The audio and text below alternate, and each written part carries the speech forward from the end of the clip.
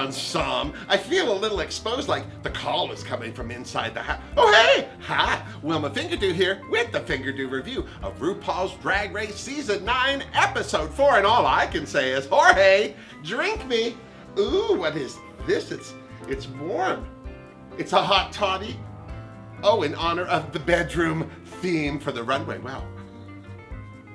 Oh, it's hot and toddy. Yummy, Jorge. All right, so let's get to it. The girls started this episode off by saying goodbye to Kimura. Okay, well, Farrah said goodbye to Kimura. The rest of the girls all felt it was important to pick on Valentina, poor thing. And by the rest of the girls, I mean specifically Alexis, Michelle, and Aja.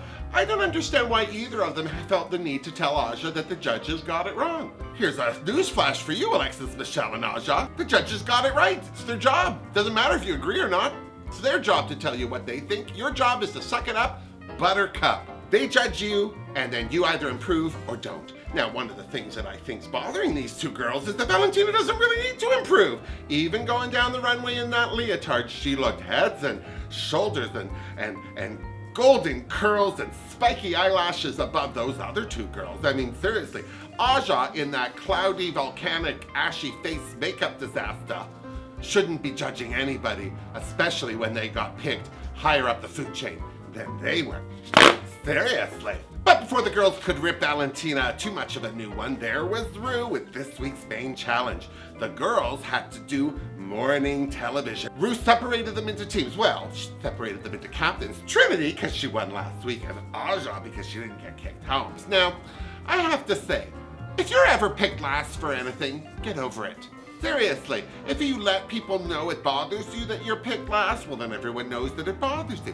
If you act like you're the queen of the walk, whether you're picked last or not, aka Valentina last week, then nobody knows what to do with you. There was Nina Bonina Brown getting a pisser on her face over being picked last. Well, Nina, you're weird. No offense, I love you, I think you're spectacular. But a few of those girls think you're weird. They're gonna pick their friends first, and you know what happens with people that pick their friends first? They usually go home first, too. So, the girls divided themselves up into two teams. There was Morning Bitches and Not On Today. Now, Not On Today was Trinity's team, but she made a few weird choices. For instance, she picked her rival, Eureka. Now, I'll tell you, there's that whole line of thinking, keep your friends close and your enemies closer. But on RuPaul's Drag Race, leave your enemies by the side of the street. Don't engage them, don't, because they're always going to take whatever you say or do wrong. As did Eureka and Trinity anytime the two of them tried to talk in the workroom. One was talking over the other. One had to put their hand up. Everybody else thinks Eureka's got too big a personality. Well, thank God Eureka was on that team, as well as picked last Nina Bonina Brown, because they were the only two on Team Not On Today that seemed to be doing anything right. And the nerves continued in the workroom. Aja continued her moange fest over Valentina. But I loved how Valentina handled it. She's very mature for a sweet young thing with the cat food song in her head. I mean, she seriously told her, you made a bad first impression with me. It's not like I can't hear you talking like this all over the place. What do you think you're doing? And I think it also made Aja aware that the cameras are watching. Seriously, Aja, you want to be a bitch? Do it in the bathroom with the lights off. Oh, serious.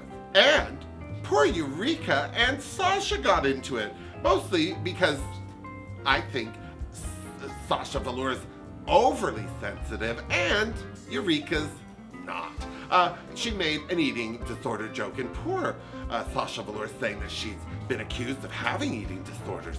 Well, it's so funny when you see a very, very skinny person who's said, I've been picked on for an eating disorder. Well, you don't think the fat person has either? I mean, seriously, if the one person in a room who's going to make an eating disorder joke can't be Eureka, well then, I don't want nachos anymore. The queen of everything wrong, beyond, I'm sorry, Trinity, was Charlie Hyde. What the heck was that? Now, everyone says Charlie Hyde is a control freak and doesn't work well with others. Well, no kidding. Everything Charlie Hyde does is alone. He makes his own costumes, he writes his own scripts, he films himself, he edits himself. Of course he's a control freak. It's hard to let go of stuff like that when you've only ever worked alone. But poor Cynthia Lee Fontaine being stuck with it though. I have to say this. Cynthia Lee Fontaine is a professional and a sweetheart, and no matter how Charlie talked to her or tried to direct her, Cynthia kept a smile on her face and still let as much of her personality shine through as she could, which saved her from being picked in the bottom two. The morning bitches team seemed to have a way better time. Of course, the standouts were Sasha Velour and Shea Coulee. Those two girls were a hoot eating their chocolate and tossing their salads.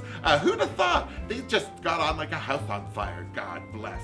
Not only were they the best on the team, they won the whole challenge. And of course, their whole team was safe, which left Not On Today in the bottom. And then Rue asked them, who do you want to send home? Well, and they said it seemed to be a split decision.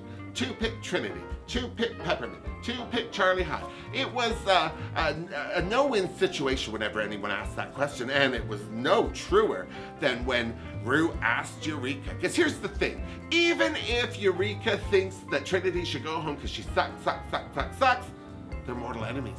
She can't say it. She shouldn't say it. Pick anybody else next time, Eureka. Don't pick your rival. Just leave them out of it. Don't even say their name. You're giving them extra camera time. Trinity did end up in the bottom. How the mighty have fallen. Didn't she just win last week? She was very proud of winning last week, too.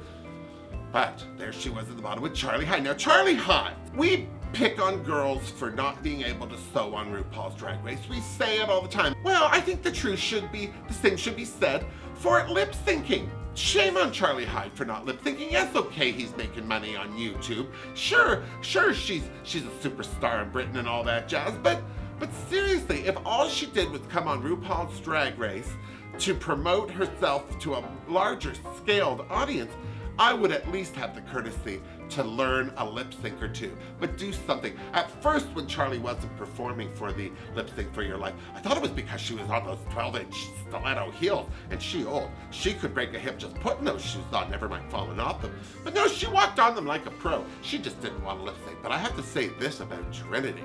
She could have half-assed that lip sync. She had it in the bag because of Charlie's attitude.